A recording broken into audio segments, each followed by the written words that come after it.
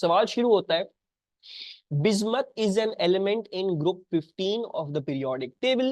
Bismuth has metallic bonding. Draw a label diagram to show the metallic bonding in bismuth. actually अब हमें bismuth में जो है वो metallic bonding दिखानी है, तो भी दिखाते हैं। metallic bonding दिखाने का तरीका क्या होता है, आपको एक रेगुलर लैटिस दिखाना है, ठीक है। So show some atoms, show some big atoms, ठीक है। ये हमारे एटम्स आ गए कुछ। अच्छा, इन एटम्स पे चार्ज कितना होगा, how much charge should be shown on the atoms? +5। मिशाल से +5, +5 होगा। अननेचुरल सा कंपाउंड है। Let's go to the periodic table. इस बिस्मथ को जरा एक शक्ल, एक नजर देख के आ जाते हैं, ठीक है। बिस्मथ है कहाँ ये, तो बिस्मथ जो है वो हमारा ये रहा, इन ग्रुप 50, ठीक है। अच्छा, अब जो है, हाँ बस प्लस भी लिख सकते हैं, मैं यही सोच रहा था बल प्लस प्लस बस प्लस ही लिख देंगे। तो बिस्मथ ये रहा। अब इसमें ऑब्वियसली 5 वैलेंस इलेक्ट्रॉन है, तो +5 इसके ऊपर चार्ज आएगा। अपने सारे के सारे वैलेंस इलेक्ट्रॉन्स ये मेटल्स होते हैं, ठीक है। बहरहाल, but because it seems a bit, +5 seems a bit too much, बल्कि नहीं, हमें +5 ही दिखाना पड़ेगा। उसको हम +5 ही दिखाएंगे, ठीक है। We have to show it +5। अच्छा, न्यूक्लियस पे जरूरी नहीं आप +5 जो है वो मार्क करके दिखाओ, ठीक है। न्यूक्लियस पे जरूरी नहीं आप +5 मार्क करके दिखाओ, लेकिन +5 इंपॉर्टेंट इस लिहाज से कि आपको आउटर शेल इलेक्ट्रॉन्स, इसके मतलब इसके आउटर जो सी ऑफ इलेक्ट्रॉन्स दिखाओगे वो इस एटम के अराउंड 5 ही होने चाहिए, right. So I am writing +5, +5, +5, +5, +5, and then +5, and then finally there should be how many? 5 electrons that are constituting your sea of electrons around each atom, ठीक है। आपने अगर 5 नहीं दिखाए, एक ही दिखा के आ गए, ठीक है, 2 दिखा के आ गए, 3 दिखा के आ गए, आपको मार्क्स नहीं मिलेंगे यहाँ पे, जो आपका 1 मार्क है यहाँ पे, ठीक है। This is not May June and this is not October November, this is March 24, question paper 22। उनका ग्रुप नहीं पढ़ती है। अच्छा, और यहाँ पे एक बड़ी अच्छी बात ये भी हो जाएगी, अगर आपने अपनी की बना के आ जाओ, या आप दिखा दोगे कि बिस्मथ न्यूक्लियस, या बिस्मथ न्यूक्लियस तो नहीं, बिस्मथ एटम हो गया, या bismuth cation, and then this is an electron. सही। हाँ, आयन भी लिख सकते हो, बिल्कुल सही है, बिस्मथ आयन भी, ठीक है। इसी तरीके से दिखाना है इसको, ठीक है। इसमें एक इलेक्ट्रॉन को दिखा के है, ये मैं आपको ऑलरेडी बता चुका हूं, so that you don't follow the wrong things। अच्छा सर, व्हाट्सएप चेक करें जरा, व्हाट्सएप चेक करें। यार इधर इन्होंने कोई इंडिकेशन दी भी नहीं है हमको। ग्रुप 15 में है ना, ग्रुप 15 का तो उसको छोड़ो, जो हमारे पास जितनी इंफॉर्मेशन है उसके हिसाब से ही बना सकते हैं ना। मुझे बिजमन लिखा हुआ है ग्रुप 15 में, ठीक है। चलो मैं इसको एक और नजर वैसे चेक कर लूंगा रोबेफा, ठीक है। मेरे ख्याल से इसमें एक्सेप्टेड होगा, बिकॉज इसमें और कोई इन्फॉर्मेशन हमें खास दी हुई नहीं है। मैं चेक कर लेता हूँ, अगर वो डीपी ऑर्बिटल का देखना चाह रहे थे इसका, तो मैं देख के फिर बता दूंगा इंशाल्लाह। अच्छा sir, sorry stream was lagging, can you repeat what you said? I said that make sure that आपका जो चार्ज आ रहा है इस आयन पे, ठीक है, उतने ही आपके पास बाहर इलेक्ट्रॉन्स हो इस एटम के बाहर, ठीक है। सो अगर आपने +5 लिखा है तो 5 इलेक्ट्रॉन्स होने चाहिए इसके ऊपर बाहर, सही। अच्छा, bismuth reduces water to form bismuth oxide. अच्छा, अब इधर नीचे लिखा हुआ है, यार मैं कुछ गलत तो नहीं कर रहा? सही है। लेट्स सी दिस, और फिर से स्पेक्युलेट करते हैं कोई एक चीज। Bismuth reduces water to form bismuth oxide Bi2O3, a colorless gas that ignites with a squeaky pop also forms। अच्छा, इधर जो है, इधर इस क्वेश्चन को पढ़ने के बाद मुझे एक चीज नजर आ रही है यहाँ पे, कि they are saying that bismuth is 3+। Can you see it? they're saying that bismuth is 3+ over here, ठीक है। तो after reading this I feel like we should correct it, ठीक है। मैं सोच रहा हूं मैं इसको 3 ही दिखा दूं, क्योंकि अब उन्होंने नीचे जब दिखाया हुआ है कि ये +3 ही है, तो फिर हम नीचे वाली एक्यूरेट इंफॉर्मेशन के हिसाब से ही इसको बना के आ जाती हैं। अभी तक मार्क टीम रिलीज नहीं हुई है, तो I am not exactly sure about if they have allowed it और नॉट। तो मैं अभी फिलहाल इस आंसर को करेक्ट कर रहा हूं विद रिगार्ड्स टू दी नीचे वाली इंफॉर्मेशन, ठीक है। मैं इसको +3 कर रहा हूं। अच्छा, also make sure you always draw your diagrams with pencil, ठीक है। आप अपनी पेंसिल से बनाओगे डायग्राम्स, सही है। Would we draw bondings with pencil? Bondings with क्या? हाँ वही ना, पहली दफा नहीं बताया, तो मिसाल देखते हैं अब किन्ने क्या अलाउ किया हुआ है, मार्क्स जब आएगी तो फिर देख लेंगे, ठीक है। अभी फिलहाल मैं इसको +3 कर रहा हूँ, विद रिगार्ड्स दिस, ठीक है। अच्छा, वैसे जो most probably what why is this a +3 compound, वो +3 इसलिए है बिकॉज अगर तुम देखोगे इसका p3 है ना, राइट। सो मोस्ट प्रॉब्ली अपने p ऑर्बिटल के तीनों लूज कर रहा है, s ऑर्बिटल के लूज नहीं कर रहा, ठीक है। It's losing its electrons in the p orbital and those are forming the outer sea of electrons, ठीक है। तो that's maybe most probably the reason why it's a +3 and there are 3 electrons outside, but I still do believe कि +5 भी accepted होगा और 5 electrons भी accepted होंगे। once marks की आ जाए तो हम उसको make sure कर लेंगे। लेकिन with regards to the bottom information जो मुझे अभी दी हुई थी नीचे इसके नीचे, तो उसके हिसाब से मैंने उसको फिर नीचे वाली इंफॉर्मेशन के करेक्ट ही कर दिया, Bi3+ ही कर दिया, ठीक है। अच्छा, और बॉन्डिंग्स, ऑन बॉन्डिंग्स को भी, bondings I think you are trying to say कि सिंगल बॉन्ड, कोवलेंट बॉन्ड, ये पूछना मचा रहे हो, ऑर्गेनिक कंपाउंड बना रहे हो तो उसके डिस्प्लेड वगैरह बना रहे हो, उसकी बात कर रहे हो। या you would draw this with pencil, तुम इसको पेंसिल से ही बनाओगे, तुम इसको पेन से नहीं बनाओगे, ठीक है। पेन से बना दी फिर कुछ चेंज करना पड़ेगा, फिर पूरा काटना पड़ जाएगा। और डायग्राम्स के लिए इधर लिखा हुआ है, लुक क्या लिखा हुआ है इधर,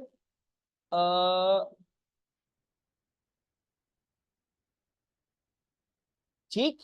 you always should use an HB pencil for your diagrams. मिटानी पड़ गई तो पेंसिल मिटेगी, पेन नहीं मिटेगा, ठीक है। बहुत सारे बच्चे ये गलती करते हैं, फिर पेपर खराब करके आते हैं बाद में।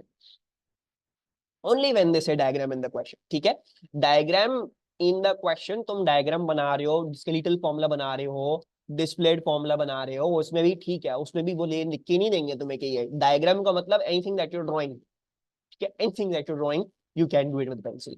Construct an equation for the reduction of water bye bismuth, ठीक है। तो बिस्मथ जो है वो पानी के साथ रिएक्ट कर रहा है और हमने इसकी इक्वेशन बनानी है। पानी के साथ रिएक्ट करता है तो ये बोल रहे हैं it forms bismuth oxide Bi2O3, a colorless gas that ignites with a squeaky pop also forms। कौन सी गैस है ये, hydrogen gas. So it should be H2 gas. Balancing क्या करनी पड़ेगी, मेरे ख्याल से 2 ये करने पड़ जाएंगे और 3 ये करने पड़ जाएंगे और 3 ये भी करने पड़ जाएंगे, right. I think this is balance. इनने स्टेट सिंबल्स नहीं बोला तो मैं स्टेट सिंबल्स नहीं लिख रहा हूं, कोई अगर मैंने मिस्टेक करी तो मुझे बताते जाना। Bi2O3 is a yellow insoluble solid that melts at 1090 kelvins. The molten compound conducts electricity.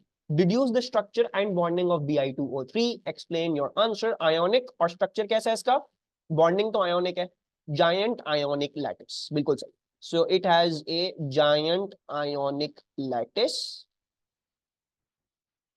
और अब इसके proofs क्या क्या लिखेंगे, why giant, so giant as, what's the reason for saying it as giant, it has got a high melting point। remember जब भी high melting point boiling point होगा उसका मतलब giant है, ठीक है जी। so giant as it has a high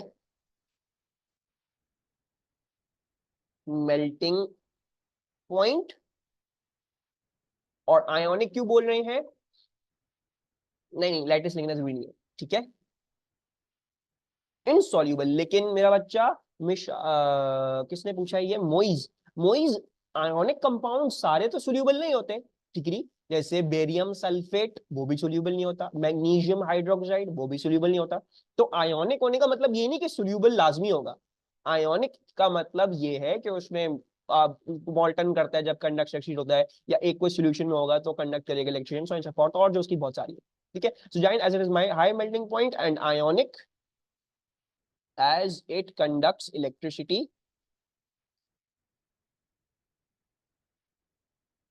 in molten state।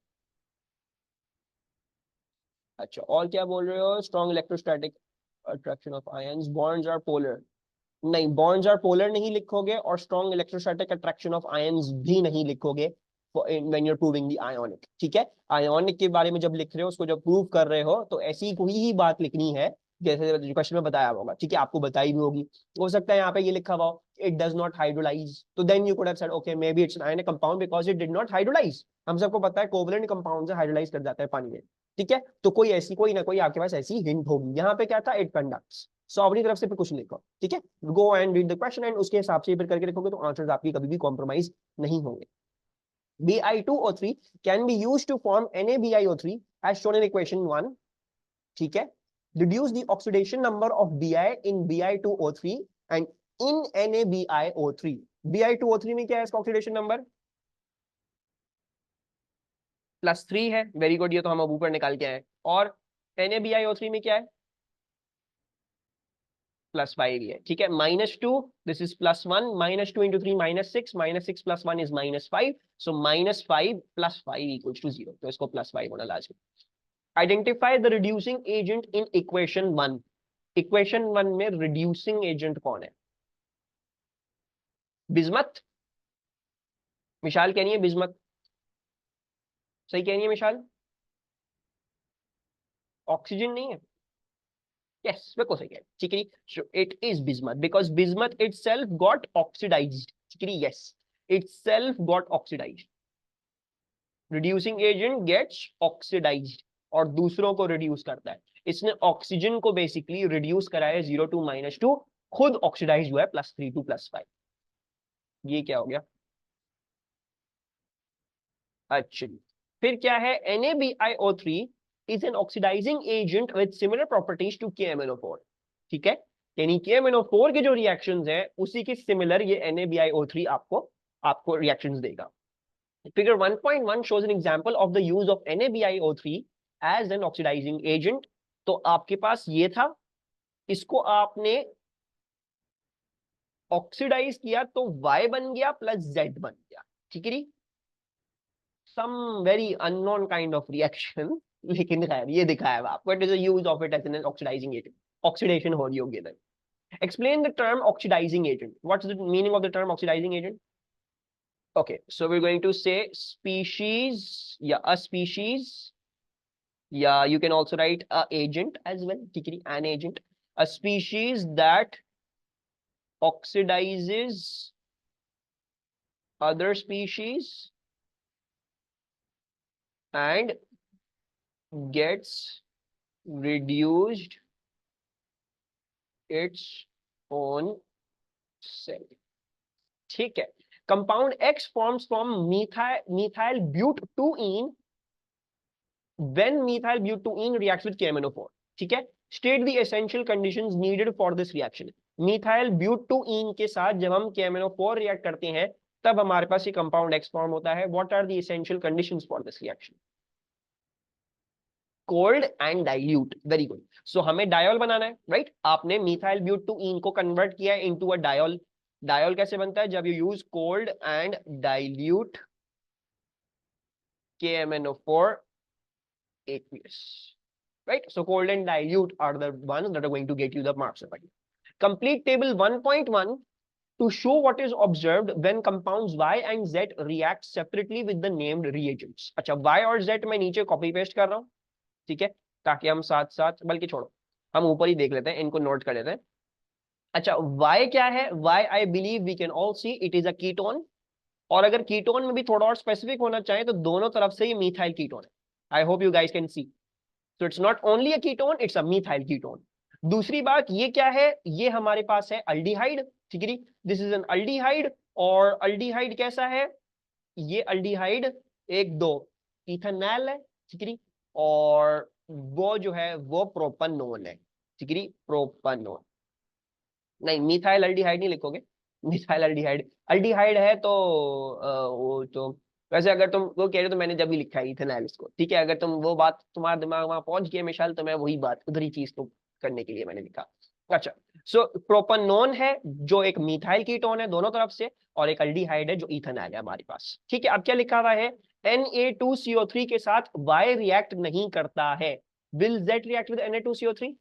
Sodium carbonate, no, no reaction. React करेगा? अच्छा, क्या रिएक्ट करके क्या बनाएगा बताओ? I don't think it react. Aldehyde है ना, कार्बोक्सिलिक एसिड नहीं है ये, ठीक है, डोंट गेट कंफ्यूज, कार्बोक्सिलिक नहीं है, अल्डिहाइड है। Aldehyde does not react with the carbonate. ठीक है, तो ये क्या होगा? ये हमारे पास हो जाएगा no reaction. This too is a no reaction. ठीक है, Y है और Z है। अच्छा जी, फिर क्या है? Alkaline aqueous iodine. Alkaline aqueous iodine Y के साथ रिएक्ट करेगा, Y के साथ रिएक्ट करेगा, Z के साथ रिएक्ट करेगा,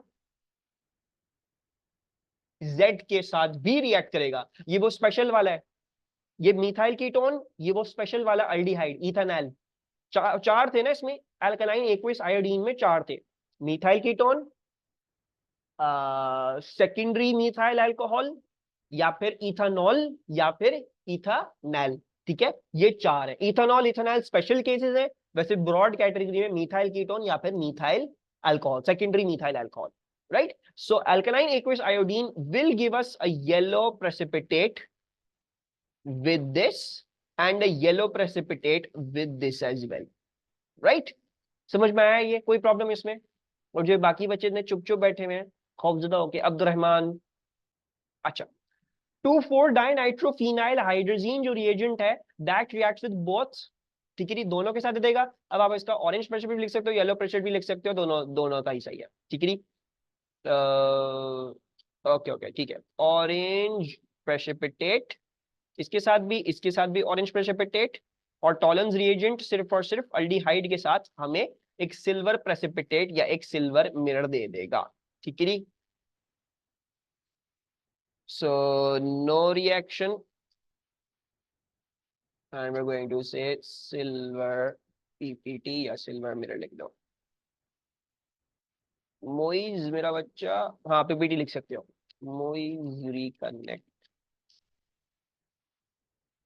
मोई छोड़ के चलेगा। अच्छा ठीक है, आ रहे होंगे, सही है।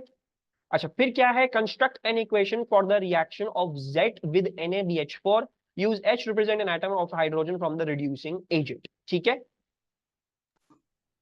I2 alkaline aqueous iodine. ठीक है, alkaline aqueous iodine, ethanol, ethanol, methyl ketone, secondary methyl alcohol, इन चारों के साथ रिएक्ट करता है। ठीक है, अच्छा, अब हमने Z का दिखाना है विद NaBH4। Z क्या है? Z हमारा इथेनॉल है। इथेनॉल जो है वो क्या हो जाएगा हमारे पास? इथेनॉल हमारा इथेनॉल में तब्दील हो जाएगा ना, रिड्यूसिंग करेंगे हम इसकी, तो एक अल्डिहाइड रिड्यूस हो जाता है to a primary alcohol, right. So basically we have got a CH3CHO। इसके अंदर जब मैं रिड्यूसिंग एजेंट डालूंगा तो it's going to convert into a primary alcohol, that is CH3CH2OH। तो कितने हाइड्रोजन चाहिए होंगे मुझे? How many hydrogen needed? 2 hydrogens needed. So 2 hydrogens from the reducing agent will convert my ethanol to an ethanol. ठीक है, very good, on and को। अच्छा, आगे चलते हैं। NaBiO3 can be used to determine the concentration of Mn2 plus aqueous. The ionic equation for the reaction shown in equation 2. 2Mn2 plus 5BiO3 minus plus 14H plus equals to falana ढिमका blah blah blah. A student uses the following procedure in an experiment. Add 100 cm cube of a saturated solution of Mn2 plus aqueous to a volumetric flask. Add distilled water to the flask to make a 1 dm cube dilute solution. Titrate a 25 cm cube sample of the diluted solution with 0.1 mole per dm cube NaBiO3 aqueous. The 25 cm cube sample of diluted solution of Mn2 plus aqueous reacts completely with exactly this much of NaBiO3. Moiz में इसके बाद वापस जाता, हाँ practical जैसे question है ये exactly. Calculate the concentration in mole per dm cube of Mn2 plus in the saturated solution, show your working. ठीक है, तो बहुत ही सिंपल है, एक स्टोइकियोमेट्री का सवाल है, इसके अलावा इसमें और कोई भी चीज नहीं है, राइट। सो बोला हुआ क्या है हमको? हम BiO3 की मदद से Mn2 प्लस को न्यूट्रलाइज कर रहे हैं, एक टाइट्रेशन कर रहे हैं। They have given you the moles of NaBiO3, with that you can work out the moles of Mn2 plus. With that you can backtrack and work out 1 dm cube में कितने moles थे, और पर हम अपनी सारी की सारी क्या कर सकते हैं? इनिशियल कॉन्सेंट्रेशन हम निकाल सकते हैं जो भी हमारी, right? So first of all let's work out the moles of NaBiO3. ये क्या है? This is 21.50 into 10 to the power minus 3 multiplied by 0.1. What is this? I think it's going to be 2.150 into 10 to the power minus 3. ठीक है, 2.150 ही है, इसको zero का डाल दें, फिलहाल लिखा हुआ है। अच्छा, उसके बाद क्या है हमारे पास? उसके बाद हमारे पास ये है कि मैं Mn2 प्लस के मोल्स निकाल सकता हूं। I can work out the moles of Mn2 plus. So the moles of Mn2 plus, उसके लिए मोल रेशियो लगा लेते हैं बिकॉज थोड़ा सा मुश्किल हो जाएगा वरना ऐसे करना। So BiO3 is to Mn2 plus, BiO3 is 5:2, ठीक है। 5:2 और इसके हमें दिए में 2.15 इंटू 10⁻³ और इसके क्या हो जाएंगे, इसके हो जाएंगे x. We can do our cross multiplication and get the value of x. What is the value of x? 8.6 into 10⁻⁻4. कम आ रहे हैं, ठीक है. So 2.15 into 10⁻³ into 2 divide by 5, 8.6 into 10⁻⁻4 ही है, बिल्कुल सही. अच्छा, उसके बाद हमारे पास क्या है, उसके बाद हमें ये पता है कि ये जो Mn2+ के मोल्स थे ये कहां पे थे, ये थे 25 cm³ ऑफ Mn2+ पे, right. What I want is how many moles were in the 1 dm³ का सॉल्यूशन. ठीक है, मुझे ये चाहिए, या आप ये भी कर सकते हो कि 100 cm³ में कितने थे. ठीक है, बहरहाल हमसे पूछा कहां है, हमसे पूछा है calculate the concentration in mole पर dm³ of Mn2+ aqueous in the saturated. अच्छा, पूछा हमें सैचुरेटेड सॉल्यूशन में ही है. They have asked us in the saturated solution ही, तो मैं सीधा सीधा 100 cm³ में ही निकालता. ठीक है, मैं 1 dm³ तक जाऊं फिर 100 cm³ में जाऊं. बेसिकली बात ये है कि 25 cm³ में हमारे पास कुछ मोल्स आए हैं. ठीक है, वो कहां से आए, वो 1 dm³ के सैंपल में से आए. 1 dm³ में जितने भी मोल्स थे वो कहां से आए हैं, वो आए हैं सारे के सारे आपके पास 100 cm³ से, right. So what I am going to do is we are going to do this के जो ये मोल्स हैं 8.6 इंटू 10⁻⁻4 वॉज इन 25 cm³. ठीक है, मुझे ये निकालना है कि 1 dm³ में कितने थे, right. So we will say that x moles या y moles were in 1 dm³. dm³ to cm³ की कन्वर्जन क्या होती है, 1 इंटू 1 into 10⁻³ cm³ हो जाएगा ना ये.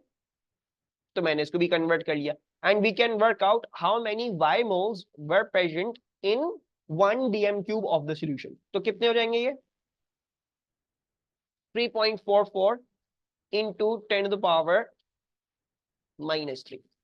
ठीक है, एंड देन फाइनली मुझे ये पता है कि ये जो सारे के सारे मोल्स थे ये 100 cm³ से आए. ठीक है, मैंने इसको सिर्फ डाइल्यूट करा. I only added distilled water, so whatever the number of moles were in the 100 cm³, those are all of the moles that are in the 1 dm³ because I only diluted them. So now if I want to work out the concentration, तो मुझे कुछ भी करने की जरूरत नहीं है. Finally बस मुझे ये करना है, मुझे कॉन्सेंट्रेशन निकालने के लिए 3.44 इंटू 10⁻³ यानी जो मेरे मोल्स हैं डिवाइड बाई दी वॉल्यूम यानी 100 इंटू 10⁻³ सो ये और ये कैंसिल, मेरे हिसाब से ये आ जाएगा 0.0344. इसको राउंड ऑफ कितना कर लें, 4 सिग्निफिकेंट, 3 सिग्निफिकेंट और ये 3 सिग्निफिकेंट कर लेते हैं राउंड ऑफ, मेरे ख्याल से सही है. 0.0344 मोल पर dm³ is the concentration that I am getting for my solution. ठीक है, कोई प्रॉब्लम इसमें, any confusions? 0.0344 मोल था, not 3.44 into 10⁻². अच्छा, गलत निकला इधर, इसको देख लेते हैं. 8.6 into 10⁻⁴ into 1 into 10⁻³ divided by 25, 0.0344 है. अच्छा ठीक है, ज्यादा दे दिया मुझको, राउंड ऑफ 0.0344 आ रहा है ये, तो आप इसको भी फिर यही करोगे. 0.0344 डिवाइडेड बाय 100 इंटू 10⁻⁻3. सही है. अच्छा सर इसका ओवरव्यू दे देंगे एक दफा. अच्छा, ओवरव्यू दे देते हैं दोबारा से. देखो हुआ क्या, एक सैचुरेटेड सॉल्यूशन था, उसको डाला वॉल्यूमेट्रिक फ्लास्क में, उसमें पानी डाल दिया बहुत सारा ताकि वो 1 dm³ में बन जाए. ठीक है, इसमें रियलाइज करना है कि जब तुम किसी चीज को डाइल्यूट कर रहे हो तो जो तुम्हारे इनिशियल मोल्स थे अभी भी तुम्हारे पास उतने ही मोल्स हैं, वो मोल्स गायब नहीं हुए, there are still those same amount of moles. ठीक है, अच्छा फिर उसमें से तुमने एक 25 cm³ का पोर्शन लिया, उसको टाइट्रेशन कर दी. तो मैंने सबसे पहले क्या किया, जो मेरा टाइटर था मैंने उसकी मोल्स निकाल लिए. उसके मोल्स निकालने के बाद मैंने Mn2+ के मोल्स निकाल लिए कि वो क्या आ रहे थे यूजिंग द मोल रेशियो. मेरे पास Mn2+ के मोल्स आ गए, मुझे पता है 25 cm³ के सैंपल में थे, right. I want the number of moles in 1 dm³ of the sample. So मैंने 8.6 was in 25, I worked out how much was in 1 dm³ की कन्वर्जन 1/3 लगा दी मैंने.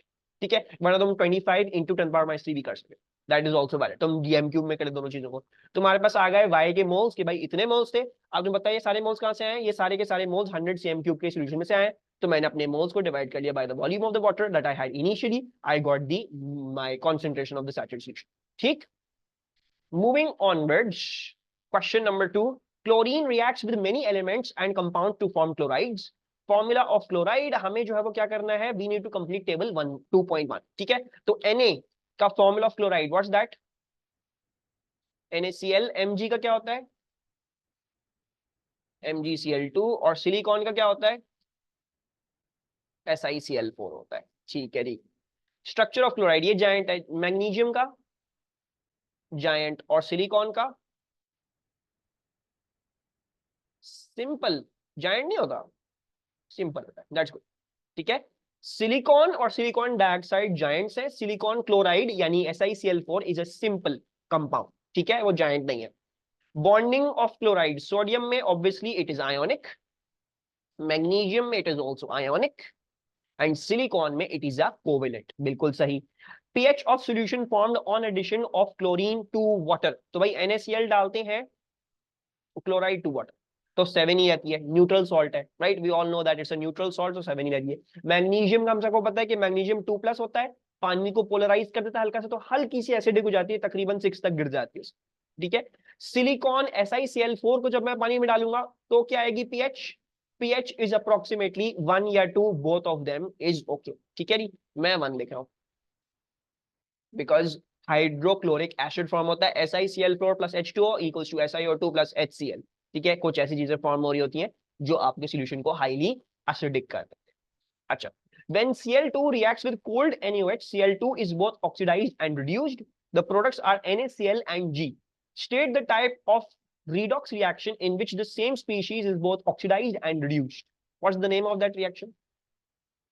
It's a disproportionation.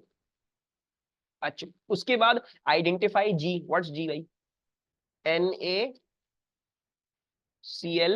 ठीक है, कोल्ड डाइल्यूट है आपके पास, सॉरी कोल्ड NaOH है यानी NaCl होगा।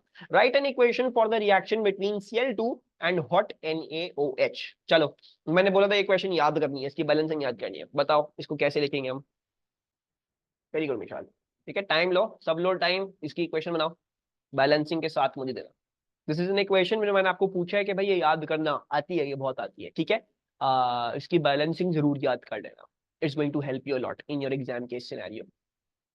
हाँ, अच्छा, सो बेसिकली कौन सी है ये, this is Cl2 plus NaOH that equals to NaCl plus NaClO3 plus H2O, and you know that this is 6, this is 5, that is 1, और बाकी आपके पास हो जाएगा 5, this is 3Cl2, and बाकी this is your balancing for this equation. ठीक है, balancing याद करनी पूरी नहीं है, आपने जो बैलेंसिंग याद करनी है बस इसकी याद रख लो कि ये 6 है, ये 5 है, ये 1 है, बाकी फिर बैलेंस कर लोगे। 6 5 1 है सोडियम वाली प्रोडक्ट्स, 5 सोडियम क्लोराइड। ठीक है, describe what is fully observed when AgNO3 aqueous is added to the aqueous solution of the chloride of sodium followed by dilute NH3 aqueous. White precipitate soluble in dilute NH3, very good on. So we're going to say that a white precipitate forms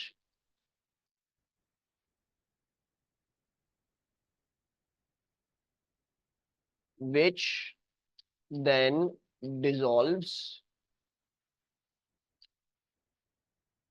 to give colorless solution. ठीक है, perfect हो गया। आगे क्या लिखना है, an excess of Cl2 reacts with phosphorus to form PCl5. PCl5 is a simple molecule in the gas phase. It also exists in a solid form as two ions, PCl4 plus and PCl6 minus. Complete table 2.2 to identify the shapes of each of these species. PCl5 का shape और PCl6 minus का shape, तो क्या ख्याल है, PCl5 का shape क्या होता है, trigonal bipyramidal. Very good, trigonal bipyramidal इतना बड़ा लिखने को दे दिया नीचे जगह में, बाय पिरामिडल, ठीक है। यस, और ये क्या हो जाएगा, हेक्सा नहीं होता, ऑक्टा होता है, ठीक है। वही इसमें थोड़ी सी ये है, इसको पता नहीं ऑक्टा क्यों बोलते हैं, ठीक है। मोस्ट प्रोबेबली इसको ऑक्टाहीड्रल इसलिए बोलते हैं, वाह वेरी गुड। इसको ऑक्टाहीड्रल इसलिए बोलते हैं कि मुझे अभी एमएससी पढ़ते हुए यूनिवर्सिटी में हमारी टीचर ने बताया है कि जब हम एक 3 डायमेंशनल एक्सिस को देखते हैं ना, जैसे ये तो क्वाड्रेंट होता है, ये भी एक क्वाड्रेंट है, ये भी क्वाड्रेंट है, ये भी क्वाड्रेंट है, ये भी क्वाड्रेंट है। So in a Z axis it is actually known as an octant, ठीक है। तो ये जो है वो एक ऑक्टेंट कहलाता है। तो इसीलिए क्योंकि ये जो है वो एक ऐसा स्ट्रक्चर है जिसमें तीनों डिमेंशंस बटे हुए इस तरीके से, तो मोस्ट प्रॉब्ली इसी तरीके से नाम पड़ा ऑक्टाहीड्रल का। खैर बहरहाल याद कर लो ऑक्टाहीड्रल है, ठीक है। Hexagonal, I would have liked hexagonal बोलते इसको, लेकिन इसमें ऑक्टाहीड्रल है इसका नाम, which is a little bit difficult to remember. PCl5 reacts with J to form H3PO4. Identify J and state the type of reaction. ठीक है जी। तो PCl5 reacts with J to form H3PO4. Identify J and state the type of reaction. What is this? Water, and type of reaction is hydrolysis. Very good, very good, very good, very good. इसका मतलब है तैयारी अच्छी समझो तुम लोगों की, सिवाय उन बच्चों के जो अभी तक क्लास में नहीं आ रहे हैं। चलो खैर, अल्लाह से दुआ है भाई, आसानी पैदा फरमाए। Cl2 reacts readily with propene. Cl2 reacts, मेरे पास अम्नी का नंबर नहीं है उसकी। Cl2 reacts readily with propene to form K, 1,2 dichloropropane. K can be used to form L, ठीक है। प्रोपीन रिएक्ट करता है विद Cl2, ये चीज बनती है, फिर आप K को इस्तेमाल करते हो और L बना देते हो, सही है। Complete figure 2.2 to show the mechanism for the reaction of Cl2 with propene in reaction 1. Include charges, dipoles, lone pairs of electrons and curly arrows as appropriate. ठीक है। तो what are the things that I should be drawing, showing in this mechanism? क्या क्या दिखाऊं, कहां कहां दिखाऊं, कैसे कैसे शो करूं? Tell me, give descriptions. Delta plus and delta negative on the chlorine, ये वाला डेल्टा प्लस, वो वाला, सॉरी, हाँ ये वाला डेल्टा प्लस हो जाएगा, ये वाला डेल्टा नेगेटिव हो जाएगा, ठीक है। The delta negative is going to cause the chloride bond to, ये जो ClCl बॉन्ड है उसको तोड़ के अपने पास रख लेगा। हेट्रोलिटिक फिशन हो गई, बिल्कुल सही। फिर यहां से ये इसको आके अटैक कर देगा, ठीक है। क्या होगा फिर in between, this will become C, यार इतनी सी जगह क्यों दी है ना उन्हें, कंजूस मक्खी चूस लोग। सो दिस इज CCH, यार इतनी सी जगह में कहां से बनाऊं मैं, अजीब मजाक है। CH3H, इसको हम पॉजिटिव कार्बोकैटायन दिखा देते हैं, ठीक है। ये हो जाएगा हमारा H, ये हो जाएगा हमारा H, और ये हो जाएगा हमारा Cl। और क्या दिखाना चाहिए, यहाँ पे हमारे पास Cl हो जाएगा, ये जो रह गया नीचे लोन पेयर, इस पे negative charge. Now this uses its lone pair and goes and attacks the carbocation intermediate, ठीक है। वो आपने अटैक कर दिया and then you get this finalized thing over here, सही। Identify the reagent and conditions for reaction 2। Reaction 2 का reagent और conditions क्या है? फ्री के 4 मार्क्स, यस। ऑन अगर अच्छे तरीके से याद किया हुआ है तो फ्री के 4 मार्क्स हैं। NaOH ethanolic, yes this is elimination. आपने क्लोराइड को एलिमिनेट किया है, आपने डबल बॉन्ड वापस से रीस्टोर किया है, so this is N elimination reaction. और एलिमिनेशन के लिए क्या चाहिए होता है, हमें चाहिए होता है इथानोलिक NaOH। और क्या चाहिए होता है इसके अलावा एक और चीज होती है बड़ी important condition, heat under reflux, very good.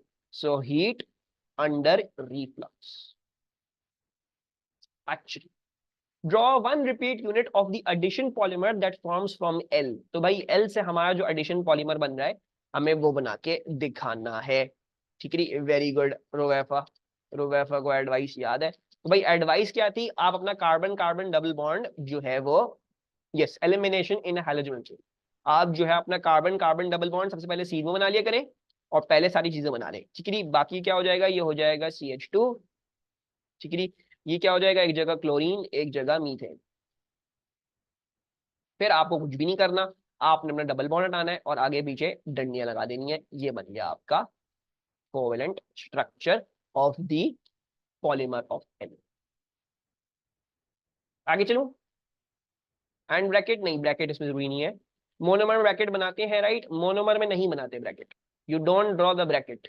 नहीं, ये मैंने बताया था जब बोला हुआ है draw one repeat unit, when they are saying draw one repeat unit you don't put in brackets over here, वो आप सिर्फ एक रिपीट यूनिट बना के दिखा दो, दैट्स। अगर यहाँ पे लिखा हुआ होता draw the polymer, if they had asked you by draw the polymer, तो पॉलीमर अगर बोला होता तो आप यहाँ पे इसको एन करके दिखाते, क्योंकि आप दिखाते एन रिपीट यूनिट है, ठीक है, डोंट वेट लाइक दैट। अगर वो बोले भाई दो रिपीट यूनिट दिखा दो, तो भाई दो रिपीट यूनिट मतलब क्या हो गया, यही दो आपने आगे भी चिपका के आ जाना, कोई एन शेन ब्रैकेट वैकेट नहीं लगेगा, ठीक, कीप दैट इन माइंड। और जब ब्रैकेट लगेगा मोस्ट प्रॉब्ली पर एन भी लगेगा, वरना कोई जरूरी नहीं होता हमारा ब्रैकेट इस नाम से।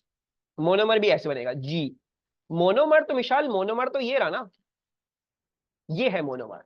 मोनोमर में ब्रैकेट नहीं, मोनोमर में तुम्हारा होगा ही नहीं, आगे पीछे डंडियां होंगी नहीं, वो एक डबल बॉन्ड हुआ होगा, समझ रहे हो इस बात को।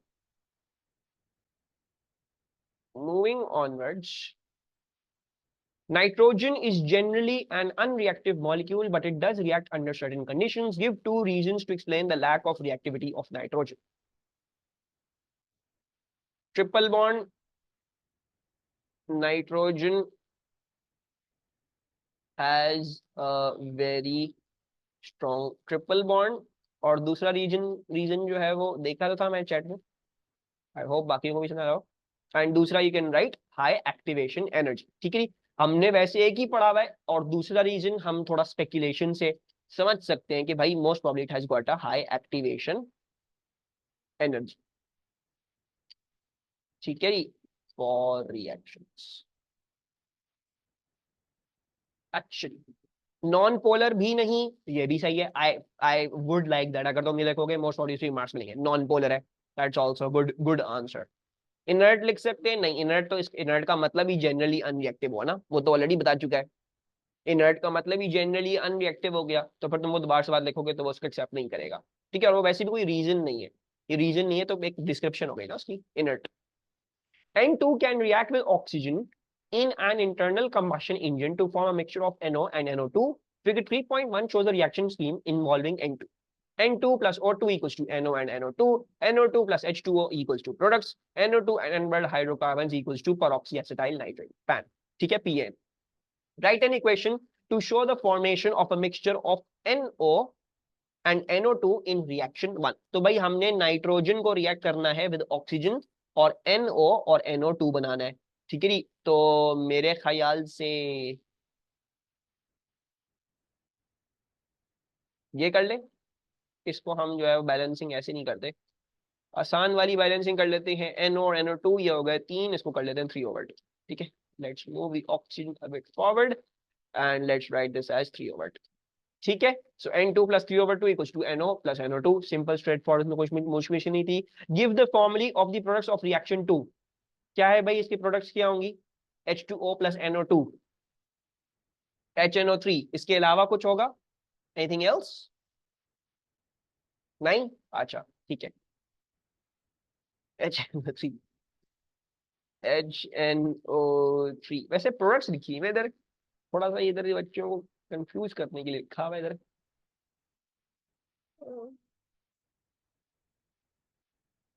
HNO नहीं, HNO नहीं होगा, वो HNO2 होता है, जब NO के साथ होता है तो वो HNO2 बनता है, नाइट्रस एसिड बनता है। प्रोडक्ट्स लिखी हुई, लेकिन खैर अब अल्लाह खैर करे प्रोडक्ट एक ही हो। वैसे give the formulae of the products लिखा है, यानी इसका मतलब एक से ज्यादा प्रोडक्ट होगी, थोड़ा सोच लेते हैं, लेट्स आल्सो सी अगर हमें एक और प्रोडक्ट लिखनी पड़ गई तो हम वो क्या लिखेंगे। सो NO2 plus H2O will give us HNO3, इसके अलावा इसमें बैलेंसिंग के लिहाज से और तो कोई नहीं आ रही,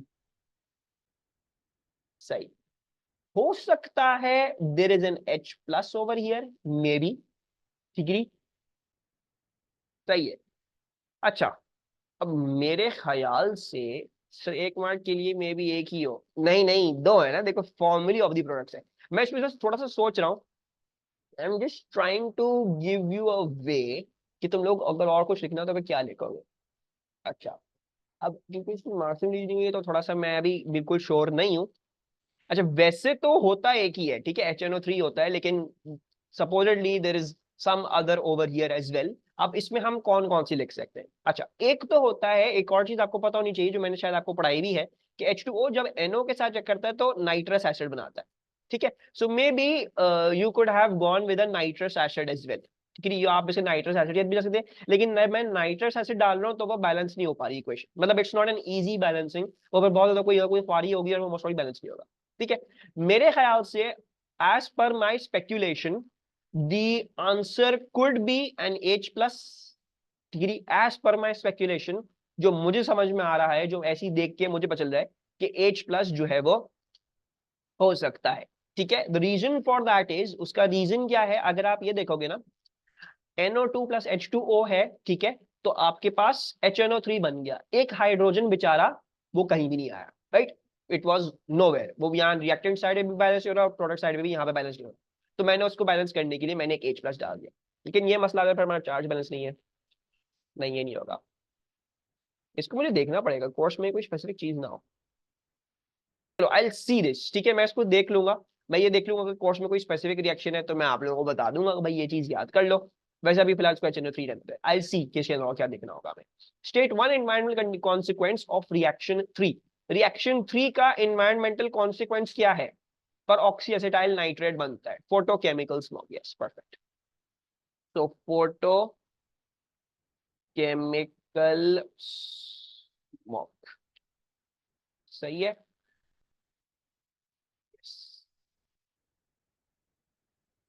उसके बाद क्या है? The Haber process involves the reaction of N2 and H2 to form NH3. A catalyst is used which allows the process to be carried out at a lower temperature and pressure. Use the information in C to complete table 3.1. Compound, क्या? एक second, process to be carried out at lower temperature. Use the information in C to complete table 3.1. You have to use the information of C to complete table 3.1. N2 की formation enthalpy क्या होगी? What is the formation enthalpy of N2? That is 0. एक element की formation enthalpy हमेशा 0 होती है, ठीक है। H2 की formation enthalpy क्या होगी? वो भी 0 होगी, राइट। तो इस बात का मतलब क्या है कि भाई हमारे पास हमारी अमोनिया की फॉर्मेशन एंथैल्पी क्या हो जाएगी? अब ये बात याद रखना, जब हम फॉर्मेशन की इक्वेशन लिखते हैं तो फॉर्मेशन की इक्वेशन में क्या होता है, इस बात का खास ख्याल रखा जाता है कि आपके पास प्रोडक्ट एक ही बन गया, 1 मोल ऑफ प्रोडक्ट, राइट। फिर उसके हिसाब से हमारी पूरी इक्वेशन बैलेंस हो जाएगी, मतलब ये फिर हो जाता है 3/2 और वो हो जाता हाफ, ठीक है। This would be the formation enthalpy की इक्वेशन। अगर देखोगे तो it's exactly divide this by 2, exactly divide this equation by 2. That means you can also divide this enthalpy change exactly by 2 and you get an answer of -46. ये समझ में आया सबको? 0 0 and -46, कोई प्रॉब्लम इसमें? Okay, good. Then we have explain how the presence of a catalyst affects the reaction. How does it affect the reaction भाई? Catalyst क्या करता है? Lowers the activation energy. It lowers the activation energy. And how does it do that? नहीं लाए वो temperature का होता है, तुमने ये लिख दिया वो टेम्परेचर की वजह से होता है, ठीक है, ये नहीं लिखना हमने। It lowers the activation energy by providing an alternate pathway mechanism. ठीक हो गया। Then state and explain the effect if any on the rate of the Haber process as the pressure is lowered. ठीक है, बोल रहे हैं rate of the Haber process का बताएं जब हम प्रेशर जो है वो लोअर कर रहे हैं। तो आपके सामने इक्वेशन भी है, आपने जो है वो मुझे रेट के बारे में बताना है। अच्छा, जहां तक मेरा ख्याल है, ठीक है, we don't have to look at equilibrium. ठीक है, क्या बात हो रही है यहाँ पे? बहुत ज्यादा इंपॉर्टेंट है, यहाँ पे यील्ड की बात नहीं हो रही, यहाँ पे बात किस चीज की हो रही है? यहाँ पे रेट की बात हो रही है। The thing that is being talked about is the rate. So we're not going to look at the equilibrium. हमें कंफ्यूज करने के लिए दी हुई है ये ऊपर, और थोड़ा सा इसके ऐसे बनाया क्वेश्चन कि बच्चे पासवर्ड करके आते हैं, उनको लगता है तो वो बगैर देखे वो लिख के आ जाएंगे। ठीक है, अभी बात की जा रही है रेट पे। They are not talking about the yield or the equilibrium position. So we have to look at the rate. अब मैंने आपको एक बात बताई थी, अगर आपको याद हो कि अगर मुझे concentration of A gas very करनी हो, क्या आपको याद है मैं उसको प्रेशर से वेरी कर सकता हूं? मैंने ऐसा कुछ बताया था. If I want to increase the concentration of gas, I can increase the pressure of the gas. If I want to decrease the concentration of gas, I can decrease the pressure of the gas. Right? So remember this, that if you have a gas और इसमें अगर आप pressure lower कर दोगे तो basically ऐसे मुतबादिल हो गई बात कि आपने उसकी concentration lower कर दी, क्योंकि particles फिर दूर दूर हो जाएंगे, दूर दूर हो जाएंगे तो फिर ऐसा ही होगा कि इतने वॉल्यूम में कम पार्टिकल्स हो गए ना, सो आपकी कॉन्सेंट्रेशन ड्रॉप कर जाएगी. और जब कॉन्सेंट्रेशन ड्रॉप करती है तो क्या होता है, frequency of effective collisions will decrease and therefore the rate of reaction will decrease. सही है, ये बात क्लियर हुई सबको? तो थोड़ा सा एग्जामिनर ने आपको रिप्ले दी. कॉन्सेंट्रेशन वाला पॉइंट इंपॉर्टेंट है, कॉन्सेंट्रेशन वाला पॉइंट इंपॉर्टेंट नहीं है. पॉइंट इंपॉर्टेंट ये है कि तुम प्रेशर समझ जाओ कि तुम्हारा रेट ऑफ रिएक्शन डिक्रीज करेगा. ठीक है, और क्यों डिक्रीज कर रहा है? Because rate of effective collision decrease. सही मिसाल, तुम ये नहीं लिखोगे कॉन्सेंट्रेशन डिक्रीज करिए तो कोई मसला नहीं. सो आई एम गोइंग टू से as pressure is lowered,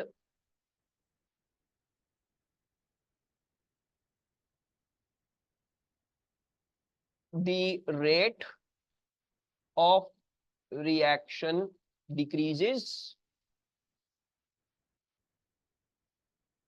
as there are fewer number of collisions and hence fewer successful collisions. ठीक है, एक ही दफा लिख दो fewer successful. मैंने थोड़ी सी लंबी करी बस. ठीक है, कोई रिक्वायरमेंट नहीं इसकी, एक ही दफा लिख दो fewer successful collisions. अच्छा, so the N2F2 molecule has a double covalent bond between its nitrogen atoms. This consists of a sigma and a pi bond. Complete figure 3.2 to show the dot and cross diagram for N2F2. Show outer electrons only. अच्छा, N2F2 में क्या बोला हुआ है कि इसमें double covalent bond है between its nitrogen atoms. This consists of a sigma and pi bond. Nitrogen atoms के बीच में डबल कोवेलेंट बॉन्ड है. ठीक है, तो इसका मतलब क्या हो गया, ये हो गया. और मेरे ख्याल से इस तरह से बना लेंगे इसको. और बाकी never forget to complete the outer shell electrons. तो इसके आपने क्रॉसेस से कंप्लीट कर दिए, इसके भी आपने क्रॉसेस से कंप्लीट कर दिए. अच्छा नहीं, इसका क्रॉस से नहीं होगा, इसका मुझे डॉट से दिखाना पड़ेगा. क्रॉस से दिखा, तो डॉट से मैं इसको दिखा रहा हूं और मैं इसके क्रॉस से दिखा रहा हूं और इसके डॉट से दिखा रहा हूं. ठीक है, तो ये कुछ ऐसा हो जाएगा.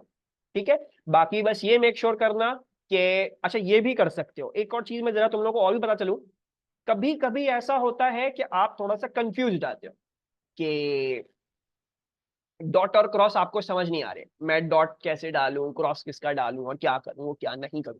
फॉर एग्जाम्पल हम एक ऐसे डॉट एंड क्रॉस डायग्राम की बात करनी है जो हो सकता है थोड़ा सा आपको बॉदर करे. लेट्स टॉक अबाउट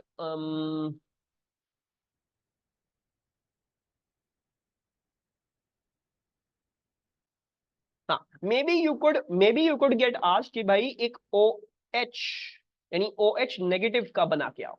ठीक है, तो अगर आप ऑक्सीजन और हाइड्रोजन का बना के आ रहे हो तो हम सबको पता है ऑक्सीजन और हाइड्रोजन के बीच में कितना होता है, एक ही बॉन्ड होता है ना. ठीक है, और बाकी दूसरा जो बॉन्ड करता है ऑक्सीजन वो वैसे वैसे तो ये OH नेगेटिव है ना, मतलब ये ऐसी स्पीशी है. ठीक है, और वो बाकी आयोनिक बॉन्ड फॉर्म कर रहा था. अच्छा, अब इसमें अगर देखोगे तो 1 2 3 4 और ये 5, 1 2 कितने हो गए, 1 2 3 4 5 6. ठीक है, ऑक्सीजन में 6 इलेक्ट्रॉन्स होता है आउटर वैलेंस इलेक्ट्रॉन में, उसमें से एक इसने इधर कर ली बॉन्डिंग. अब जो है, अब हम इधर कंफ्यूजन हो गई यार, ये एक नेगेटिव इलेक्ट्रॉन दिखाना है कि हम ये कैसे दिखाएंगे. ठीक है, तो for that purpose there is no hard and fast rule. You can draw a square and you can say this is a square, this is the electron from another species. हम सबको पता है ये इलेक्ट्रॉन किसी चीज से चुरा के लेके आया, हो सकता है मे बी सोडियम को प्लस करके उसका इलेक्ट्रॉन लेके आ गया. ठीक है, तो ये इलेक्ट्रॉन किसी और चीज से है. सो अगर कभी आपको कंफ्यूजन हो भी रही हो कि यार डॉट एंड क्रॉस से जो है वो क्या कहते हैं, मुझे ये जहां पे मेरी चीज नहीं आ रही है, तो वो आप किसी और सिंबल से दिखा दो और उसको लिख के आ जाओ इलेक्ट्रॉन फ्रॉम अदर स्पीशीज. ठीक है, आप इसको यहाँ से क्रॉस से भी दिखा सकते हो. ठीक है, लेकिन क्रॉस से दिखाने में मसला हो सकता है, मे भी हो सकता है कि आप ये बोलना चाह रहे हो कि ऑक्सीजन का ही इलेक्ट्रॉन था ये। तो जस्ट फॉर डिफरेंशिएटिंग दैट, वैसे क्रॉस से नहीं दिखाते मिसाल, दिखाते तो डॉट से दिखाते, ठीक है, डॉट से दिखाना चाहिए था। लेकिन अगर फॉर एग्जाम्पल के दिमाग में आ रहा है यार डॉट भी गलत लग रहा है मुझको, तो कोई बात नहीं है, आप स्क्वायर बना के आ जाओ, स्क्वायर लिख के आ जाओ कि it is electron from other species, ठीक है, क्योंकि ऑक्सीजन का इलेक्ट्रॉन नहीं था, ये इसने किसी चीज से चुराया है, तो ऐसा भी हो सकता है, ठीक है। तो कुछ प्रॉब्लम हो तो आप you can make squares as well and you can label the key कि ये इसके इलेक्ट्रॉन से, ठीक है। अच्छा, फिर क्या है, deduce the hybridisation of the nitrogen atoms in N2F2। तो नाइट्रोजन एटम्स में हाइब्रिडाइजेशन कैसी होगी? sp2 कह रही है मिशाल, रुवैफा भी sp2 कह रहे हैं, लाइबा भी कह रही है sp2, तो भाई मेरे ख्याल से sp2 ही होगा, लेकिन हम इसको प्रूव भी कर लेते हैं। इसका मैंने तरीका क्या बताया था याद रखने के लिए? I told you that see how many pi bonds there are. हमें पता है कि इस नाइट्रोजन एटम में एक पाई बॉन्ड है ना, there is one pi bond, क्योंकि इसमें एक डबल बॉन्ड है, राइट। सो पाई बॉन्ड है इसके अंदर। अब पाई बॉन्ड के लिए हमें क्या करना पड़ता है, एक पी ऑर्बिटल रिजर्व करना पड़ता है, यानी दो पी ऑर्बिटल्स और एक एस कंबाइन करके sp2 हाइब्रिडाइजेशन का, ठीक है। तो इस तरीके से हमने मजीद कंफर्म भी कर लिया कि sp2 हो गई। अच्छा, फिर क्या है, draw diagram of the pi bond between the nitrogen atoms in N2 and F2, describe how it forms. तो भाई हमें डायग्राम बनानी ऑफ द पाई बॉन्ड, हम सबको पता है पाई बॉन्ड कैसे बनता है, पाई बॉन्ड ऐसे बनता है,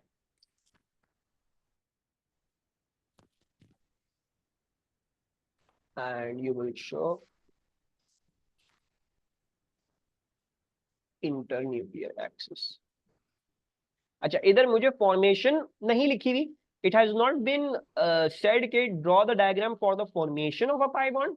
if it was something like describe how it was the formation, तो आप पूरा साइड में ओवरलैप करके वो पूरी दिखा के आते। अब इन्होंने सिर्फ बोला हुआ draw diagram of the pi bond, so this is the diagram of the pi bond. Pi bond जब मिल जाता है, बन जाता है, तो ये उसकी डायग्राम होती है, ठीक है। And describe how it forms, तो कौन से ऑर्बिटल्स ओवरलैप करते हैं, मेरे ख्याल से 2p। Describe how it forms लिखा हुआ ना, डिस्क्राइब तो मैं नीचे लिख दूंगा, वर्ड्स में लिख देता हूँ, ऐसे कर लेते हैं, वरना तुम चाहो तो तुम ये भी कर सकते, ठीक है, कोई गलत बात नहीं है, थोड़ा एक्स्ट्रा करके भी आ जाओगे तो कोई मसले की बात। You can go on and show it as sideways overlap.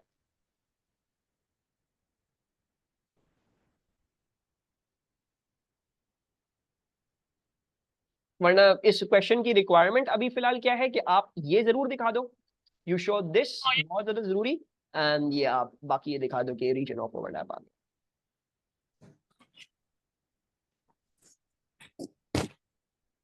But this is not necessary, ये आप लिख भी सकते हो, ठीक है।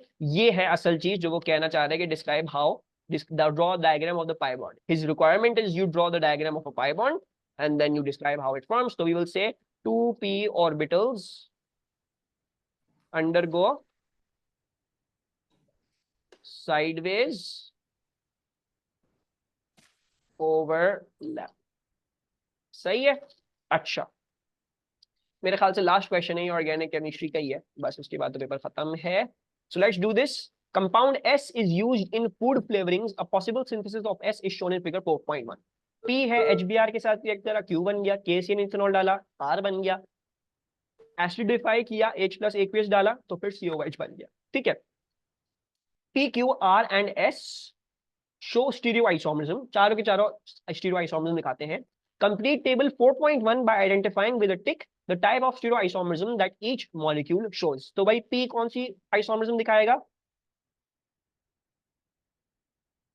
P दिखाएगा ऑब्वियसली ज्योमेट्रिकल आइसोमरिज्म, ठीक है, क्योंकि उसमें डबल बॉन्ड है, और हम ये देख भी सकते हैं कि इस पे एक जगह हाइड्रोनिकल CH3, एक जगह हाइड्रोनिकल CH3, दोनों पे डिफरेंट चीजें हैं, स्टीरियो दिखा देगा हमें, ठीक है, और वो ज्योमेट्रिक दिखा देगा। दूसरी बात, ऑप्टिकल नहीं हो सकती इसमें, क्योंकि CH3 ये सीरियल बॉन्ड, ये भी सीरियल बॉन्ड, ये भी CH3, कोई भी ऑप्टिकल कायरल सेंटर नहीं है इसमें। अच्छा, Q का, अच्छा Q का वैसे अगर स्ट्रक्चर हमें बोले तो Q कैसे बन सकता है? अच्छा ना, अब Q की पॉसिबिलिटी ये भी है, this is also a possibility of Q, and this is also a possibility of Q। खैर बहरहाल Q जैसे भी देखोगे तो मैं इसको फ्लिप करके वापस से I can make it into that, so there is only one organic compound possibly and that is just this one, ठीक है। अच्छा, इसमें वो हाइड्रोजन, क्योंकि दोनों पे एक एक ही है, तो इसलिए वो HBr वाला वो वाला रूल नहीं लगा कि hydrogen goes to more hydrogen side, दोनों पे एक एक ही, तो यही वाला है, फिर वो CN में तब्दील हो गया, आंसर होगा। अच्छा, Q में उन्होंने बोला है स्टीरियो है, R में कौन सा होगा? R में भी आई बिलीव स्टीरियो हो जाएगा, right, it's going to, sorry stereo कह रहा हूँ, ऑप्टिकल हो जाएगा। और S में क्या हो जाएगा? S में भी मेरे ख्याल से ऑप्टिकल ही हो जाएगा। So easy mark gaining question, 2 marks यहाँ पे हमें फ्री के मिल गए। अच्छा, उसके बाद क्या है, give the structural formula of Q. Q का स्ट्रक्चरल फॉर्मूला बता दे। स्ट्रक्चरल है फिजा, तुमने मॉलिक्यूलर बता दिया है, ठीक है। You need the structural formula. तो स्ट्रक्चरल फॉर्मूला कैसे लिखा जाएगा? स्ट्रक्चरल फॉर्मूला आपने ऐसे लिखना है, ये हो जाएगा CH3, 1 2 ये हो जाएगा CH2, 1 2 3 ये हो जाएगा CH, और ये हो जाएगा CH3।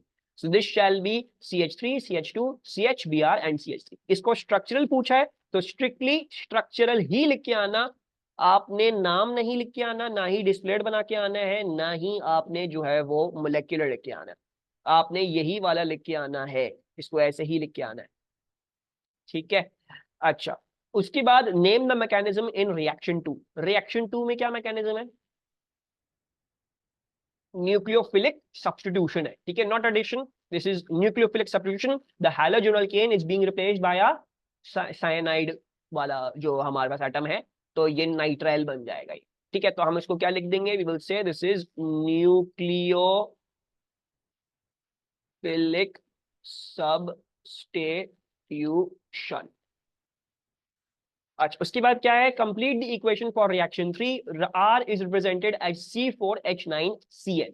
तो भाई हमने रिएक्शन 3 के लिए कंप्लीट करनी है इक्वेशन।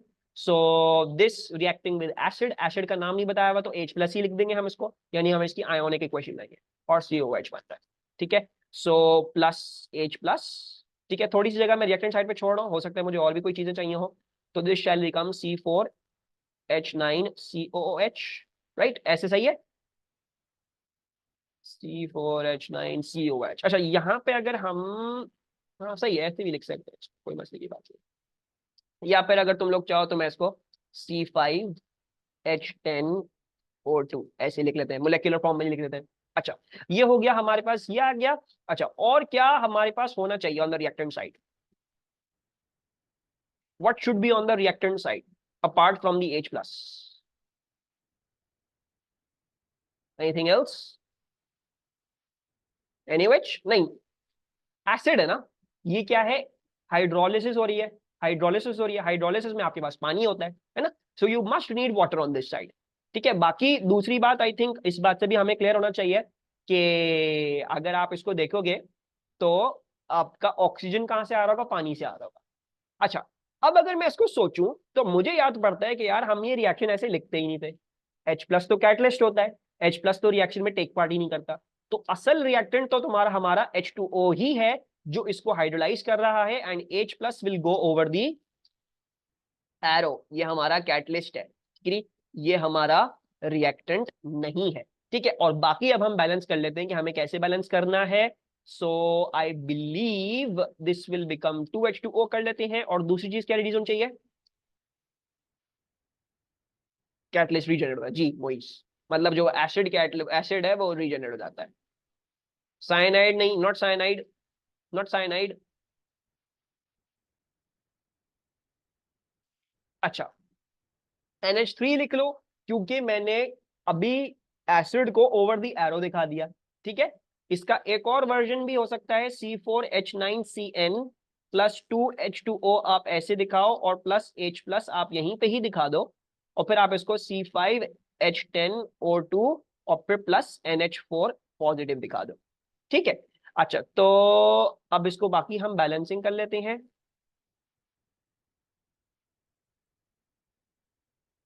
तो ये क्या आ रहा है हमारे पास? C5 तो हो गया, H एक और चाहिए था तो वो भी मैंने इधर डाल दिया, और O2N निकला, और 2 4 एक इधर गया, 3 हो गया, ठीक है। ऊपर वाली इक्वेशन तो बैलेंस्ड है, नीचे वाली इक्वेशन हमारी बैलेंस्ड है। हाँ, नीचे वाली भी बैलेंस्ड होगी फिर, ठीक है। Both equations are balanced. Ammonium क्यों कर दिया? बिकॉज H+ था ना इधर। अगर मैं H+ को इधर रिएक्टेंट में रखता हूँ तो H+ कहाँ पे जाएगा? H+ फिर अमोनियम आयन बना लेगा हमारा, राइट? सही है, प्लस चार्ज फिर बैलेंस होना चाहिए।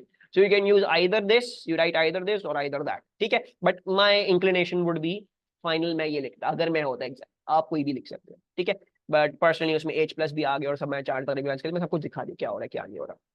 अच्छा, moving onwards, compound S and T react to form organic compound U which has a single functional group। तो S है और T रिएक्ट करते हैं, और दोनों ऐसे रिएक्ट करते हैं कि एक कंपाउंड बनता है, एक सिंगल कंपाउंड बनता है जिसका सिंगल फंक्शन ग्रुप है। What do you think is happening?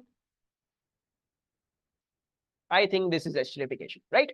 We think that this most probably, according to our course, should be an esterification reaction with a single functional group, any COH और OH combine करके ester group बन गया. Table 4.2 shows some data from the mass spectrum of U.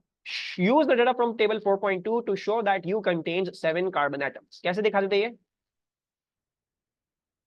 100:1.1n. तो भाई m plus वाली जो peak होती है आपकी और आपकी जो m+1 प्लस वाली पीक होती है, तो उनका रेशियो क्या होता है? 100:1.1n का रेशियो होता है. And then you have got 7.2 and that is 0.55. You can calculate for the value of n, and the value for n we get is क्या आ रहा होगा? 0.55 into 100 divided by 7.2 divided by 1.1, 6.94 आ रहा है. ठीक है, so 6.94 approximately equivalent to a 7 carbons. Figure 4.2 shows the infrared spectrum of U. Which functional group showing, looking at the infrared spectrum, are you sure that this group has? यानी U में क्या है? C double bond हो, right? We can see the strong sharp absorption at 1700, वो यहाँ पे आ रही है तकरीबन. So this is going to be C double bond. हाँ, हो सकता है और भी कोई हो, वो देख लेते हैं, हमें आगे दिया हुआ होगा. तो खैर उन्होंने बोला था भाई एक ही सिंगल ही फंक्शनल ग्रुप है, तो मेरे ख्याल से एस्टर की ही बात, हमने प्रूव कर दिया एस्टर ही होगा इसमें. ठीक है, तो बहरहाल ester C double bond O is in 1700 वाली range. Use figure 4.10 table 4.3 to identify the functional group present in U. Explain your answer fully. तो फंक्शनल ग्रुप कौन सा है हमारे पास? फंक्शनल ग्रुप जो है वो एस्टर होगा. 1710 टू 1750 तक आ रही रेंज. ठीक है, 1700 से बड़ा है यहाँ कहीं है दोनों के बीच में. So we are going to say ester as it has an absorption in the range of 1710 to 1750. ठीक है, maybe you might want to write कि इसमें कोई OH की एब्जॉर्प्शन नहीं है, तो कार्बोक्सिलिक नहीं हो सकता. If it was carboxyl compound अगर होता तो उसमें OH भी आ रहा था, तो आप ये भी लिख सकते हो OH की एब्जॉर्प्शन नहीं है, वो एब्सेंट है. ठीक है, तो हम वो भी लिख सकते थे. ठीक है, वैसे आई थिंक जनरली स्पीकिंग में 17 to 1750 में आ रही है, बस इतना काफी है हमारे. Then T also has a single functional group. Use the information in C1 and your answer to C2 to identify T and U. Draw the structures of T and U in the boxes. अच्छा, अब हमें क्या करना है? ये S, ये मैं जरा कॉपी कर लूं यहाँ पे, इसको हम एज इट इज उठा लेते हैं यहाँ से यहाँ, ताकि हम वहां पे रख के देख सकें ये हो क्या रहा है. अच्छा, अब मुझे क्या पता है कि U में कितनी है? We know that U has got 7 carbons. We know that U has got 7 carbons. सही है, तो उसके मतलब ये हो गया. हाँ, और T अल्कोहल होगा डेफिनेटली, वरना तो एस्टरिफिकेशन हो नहीं सकती. और इसमें सिर्फ अल्कोहलिक ग्रुप ही है, क्योंकि उन्होंने बोला हुआ है T also has a single function. जैसे एक ही अल्कोहलिक ग्रुप ही हो सकता है इसका मतलब. ठीक है, अब अगर हम इसको देखते हैं, ये CH3 था, 1 2, ये CH2 है, 1 2 3, ये CH है और ये CH3 है. तो मेरे ख्याल से 5 कार्बन तो यही है. अगर मुझे 7 कार्बन चाहिए तो इसका मतलब है ये 2 कार्बन का अल्कोहल है, और 2 कार्बन का अल्कोहल, एक ही अल्कोहल पॉसिबल है which is ethanol. So basically this is going to be a CH3 then CH2 then OH. ये हमारा ये आ गया, और अब हमने इसकी एस्टरिफिकेशन कर देनी है with this thing. So let's do the esterification. ये हो जाएगा CH3 CH3 CH2 CH. मैं CH3 ऊपर ब्रांच करके दिखा रहा हूं, and we can write this as C double bond O then O, और इधर से फिर मैं इसको कंटिन्यू कर दूंगा CH2 and then CH. ठीक है, आप इधर डिस्प्लेड भी बना सकते हो, आप इधर स्केलेटल भी बना सकते हो, जो भी आपको अच्छा लगे. क्यों? बिकॉज इधर एग्जामिनर ने बोला हुआ नहीं है कि भाई कौन सा करके दिखाओ, draw which kind of thing. So since he has told you draw the structures, so you can draw anything, skeletal, displayed or anything. But if he had told you draw this specifically, then you have to draw in that form. ठीक है, यहाँ पे मेरे ख्याल से हाँ बस ये पेपर कंप्लीट हो गया. इसका ऑर्गेनिक केमिस्ट्री का भी क्वेश्चन निहायत ही आसान था. बस ये हो गया March 24 कंप्लीट. ठीक है, वंस अगेन मुझे कोई इसमें चैलेंजिंग बात नहीं लगी, सब कुछ आसान ही था। सही, 655।